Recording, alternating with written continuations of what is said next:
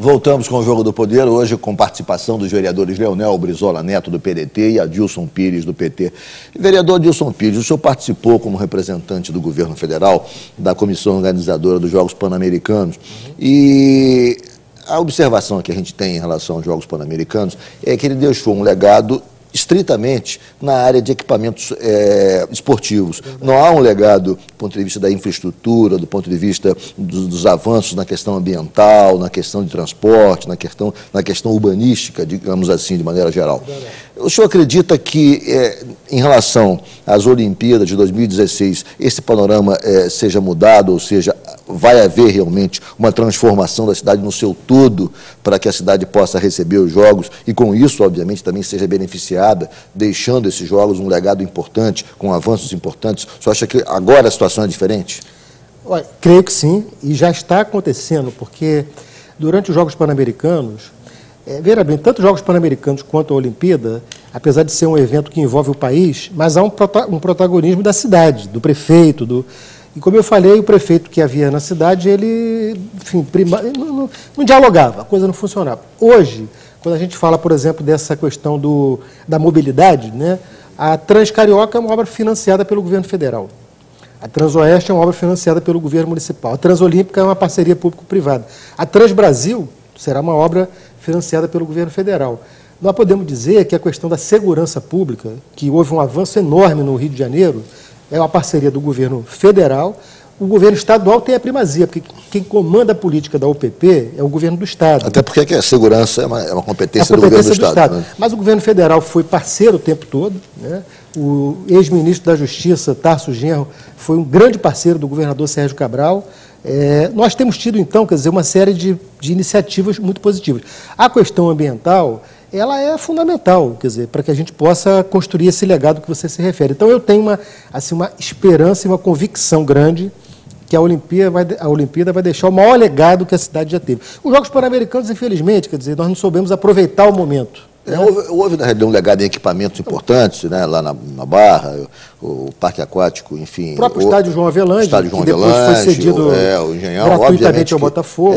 Obviamente que houve alguns avanços, mas estritamente nesse campo esportivo. Né? Não houve outras. O legado, por exemplo, você pega a questão da mobilidade, o que aconteceu durante os Jogos Pan-Americanos?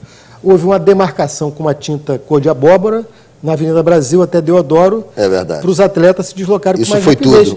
Isso foi tudo. Vereador Brizola Neto, o senhor tem a mesma esperança de que realmente, em relação às Olimpíadas, o Rio de Janeiro receba realmente um fluxo de investimento que promova a transformação da cidade nesses setores importantes, meio ambiente, transporte, infraestrutura e saúde? Olha, cara, é fundamental que a cidade se prepare. E por isso a importância dessas próximas eleições, que é ali que nós vamos escolher quem é que vai estar administrando a cidade, né, nesses grandes eventos que vamos receber. Eu acho que tem que ter um legado, não tem como. Todas as empresas internacionais já estão nomeando seus representantes para trabalharem e se programarem. Eu acho que a população, o maior investimento que deveria ser retornado realmente é a questão do transporte, que ainda está muito deficiente na nossa cidade. Né? Vemos diariamente casos aí com o metrô, com os trens. A cidade cresceu em número de frota de veículos, né? Mas o transporte público ainda está muito a desejar.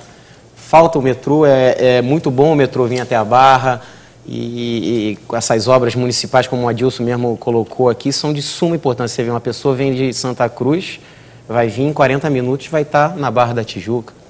E dali, Terminal Alvorada, ela pode se deslocar para o resto da cidade, inclusive pegando até uma outra, né? Outro BRT. Então, acho que isso é fundamental para a cidade, uma cidade como o Rio de Janeiro, que é a vitrine mundial. Você vê aqui no Carnaval o que recebemos de turistas, né? Uma coisa maravilhosa. Você viaja o mundo inteiro, querem conhecer no Brasil, querem conhecer o Rio de Janeiro. Mas como é que está o Rio de Janeiro? Né? Então, o Rio de Janeiro está preparado para receber esses grandes eventos internacionais? E olha, por a experiência que a gente teve, poxa, a Eco 92, quando meu avô era governador aqui, o Rio de Janeiro está preparado para receber grandes eventos. Aqueles que criticam, dizem, não está preparado, enfim, não está preparado. Saber agora é administrar. Não é como a Adilson falou, não dá para colocar tintinha no chão. Vereador, O senhor falou agora no seu avô, no nosso saudoso governador Leonel Brizola, e eu lembro que uma das bandeiras principais de Brizola era a questão educacional, principalmente os CIEPs. O senhor tem um projeto de tombamento dos CIEPs. Eu queria falar um pouco mais sobre os CIEPs. O senhor não acha que os CIEPs, assim, na realidade, são importantes, o ensino em tempo integral é de extrema importância, e não importa se exatamente naquele prédio ou num prédio similar, mas de extrema importância, e mais do que o tombamento, há que se defender a retomada do ensino em tempo integral? Correto, Ricardo.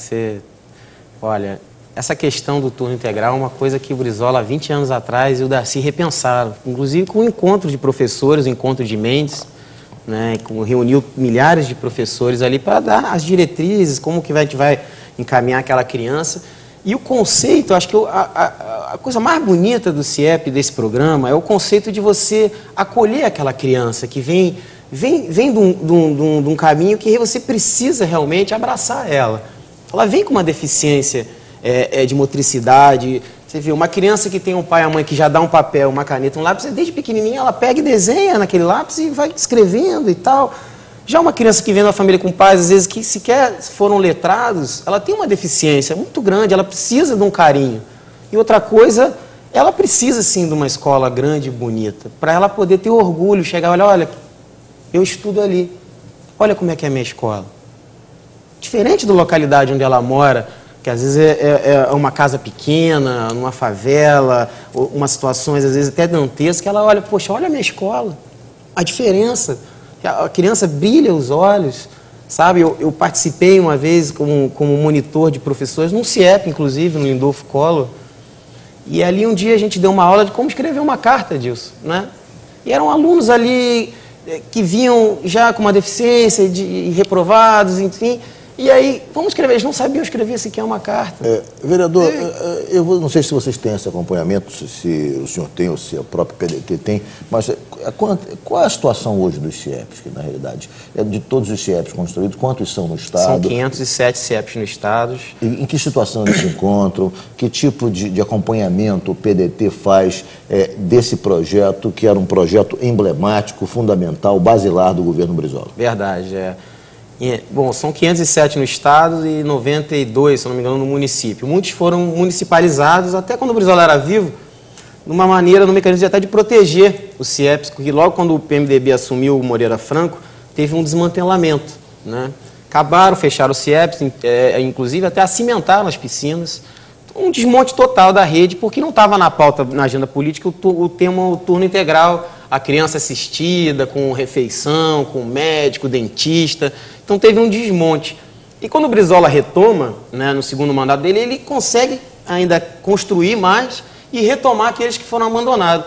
Mas os governos seguintes realmente não deram continuidade e, olha, teve CIEP que virou fábrica de bola, teve CIEP que virou corpo de bombeiro, enfim, por isso a importância de a gente no município trazer essa lei, e o Eduardo Paes teve essa visão, poxa, realmente hoje o CIEP é patrimônio da cidade do Rio de Janeiro. Os CIEPs estão tombados, né? No município são tombados só com a finalidade educacional, não pode servir outra... Não pode. De ser desvirtuado para outro tipo de utilização, não, exatamente. A não ser atividade educacional. Exatamente. Então essa é a nossa maior briga. E a nossa maior briga, o que a gente gosta de ver hoje, que tem essa consciência da questão da escola de turno integral, de acolher a criança, aquilo que o Darcy projetou, né, o CIEP como ventre materno do povo brasileiro. Eu chamo o CIEP do encontro feliz de 3 gênios.